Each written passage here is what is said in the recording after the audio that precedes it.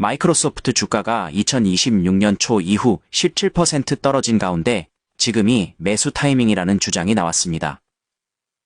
밸류에이션이 역사상 최저치까지 떨어졌지만 AI와 클라우드를 축으로 하는 성장 모멘텀이 여전히 견고하다는 진단입니다. 나스닥 시장에서 거래되는 업체의 주가는 3월 18일 391.79달러의 거래를 마감. 지난해 10월 기록한 고점 542.07달러에서 약 28% 급락했습니다. 미국 금융매체 배런스는 12개월 예상 실적을 기준으로 한 마이크로소프트의 선행 주가 수익률 PER이 2배가량으로 코카콜라와 홈디포보다 낮은 수준이라고 전했습니다. 지난 2023년 1월 업체의 밸류에이션이 최근 수준까지 떨어졌을 때 12개월 동안 73%에 달하는 주가 상승을 기록했고 이번에도 이 같은 랠리가 펼쳐질 수 있다는 주장입니다. AI 투자 사이클과 수익화 속도의 괴리, 클라우드 사업 부문 애저 성장 둔화 우려, AI가 기존 소프트웨어 구독 모델을 잠식할 수 있다는 내러티브가 맞물리면서 마이크로소프트 주계에 하락 압박을 가했고 당분간 변동성이 지속될 전망입니다.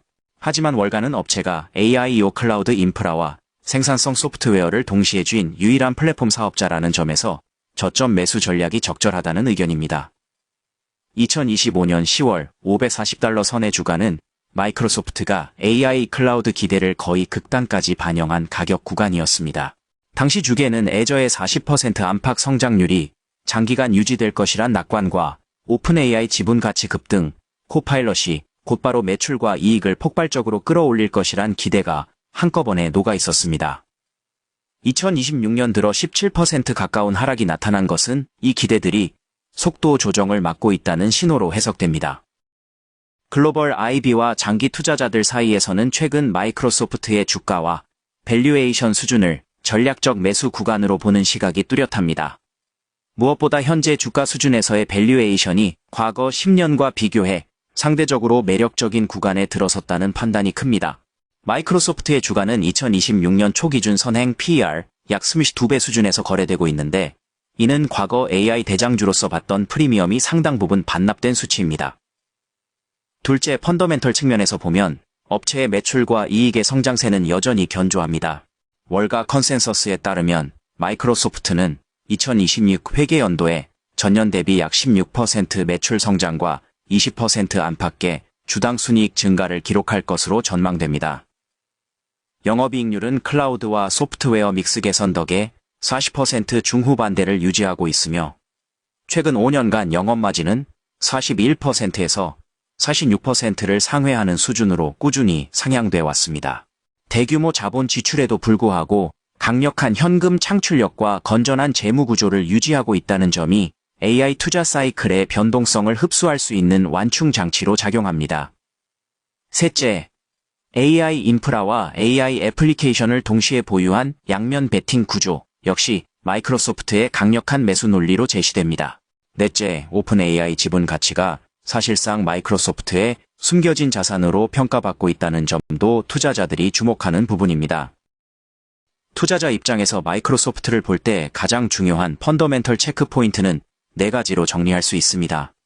우선, 애저 성장률과 AI 관련 워크로드의 기여도입니다. 향후 몇 분기 동안 애저의 연간 성장률이 30% 후반에서 20% 후반으로 내려가는지, 30% 초반에서 안정되는지가 밸류에이션 재평가의 핵심 변수입니다. 동시에 AI 워크로드가 차지하는 비중이 얼마나 빠르게 늘어나는지, 일반 워크로드 둔화를 상쇄하고 추가 성장을 만들어내는지를 함께 지켜볼 필요가 있습니다. 애저의 성장세가 계속해서 AWS를 상회한다면 마이크로소프트는 클라우드 시장 점유율을 꾸준히 높이며 장기 성장을 정당화할 수 있을 전망입니다. 둘째, 설비 투자와 인겨현금 흐름 FCF 간의 균형입니다. AI 슈퍼사이클 초기에 설비 투자가 폭증하는 것은 불가피하지만 어느 시점에서 매출 성장과 마진 확대로 인해 자본 지출 비율이 안정되는지가 매우 중요합니다. 만약 매출과 영업이익이 설비 투자 증가 속도를 따라잡지 못한다면 AI 투자의 수익률에 대한 의구심이 더욱 거세질 수 있습니다. 반대로 애저와 AI 서비스 매출이 빠르게 확대되면서 설비 투자 대비 영업현금 흐름 비율이 개선된다면 현재의 투자 부담은 오히려 향후 높은 진입장벽과 차별화된 ROIC로 보상될 가능성이 큽니다. 셋째, 생산성 비즈니스 소프트웨어 부문의 가격 결정력과 코파일럿 채택 속도입니다. 마이크로소프트 365 코파일럿은 월 $30라는 적지 않은 가격에도 불구하고 이미 1,500만 명 이상의 유료 사용자를 확보했습니다. 이는 전체 설치 기반의 3%에 불과하지만 엔터프라이즈 소프트웨어에서 신규 기능이 대기업 기준으로 채택되기까지 통상 2-3년 이상이 걸리는 점을 감안하면 나쁘지 않은 초기 성적입니다. 향후 관전 포인트는 코파일럿이 어떻게 번들화되고 어떤 속도로 E3, E5와 같은 상위, 티어 패키지에 내장돼 결과적으로 사용자당 평균 매출을 얼마나 끌어올리는지에 있습니다. 넷째, AI가 소프트웨어 수요를 잠식하는 대신 보완하는지 여부입니다. 현재까지의 증거는 후자 쪽에 조금 더 무게를 실어주고 있습니다.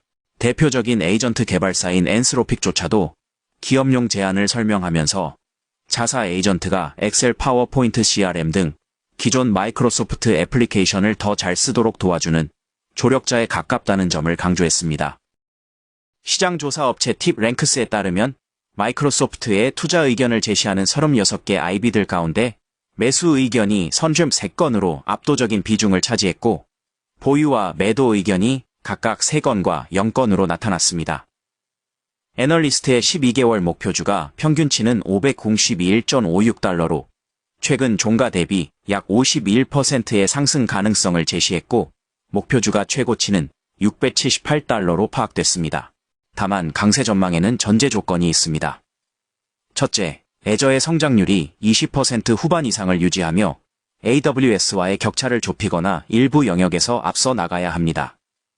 둘째, 설비 투자의 효율성이 검증돼야 하고 셋째, 코파일럿과 에이전트 플랫폼이 단순한 기능 추가에 그치지 않고 가격 인상과 번들 전략을 통해 의미 있는 수익 기여를 해야 합니다. 이 마지막으로 오픈 AI와의 관계가 기술 지분량 측면에서 안정적으로 유지돼야 합니다.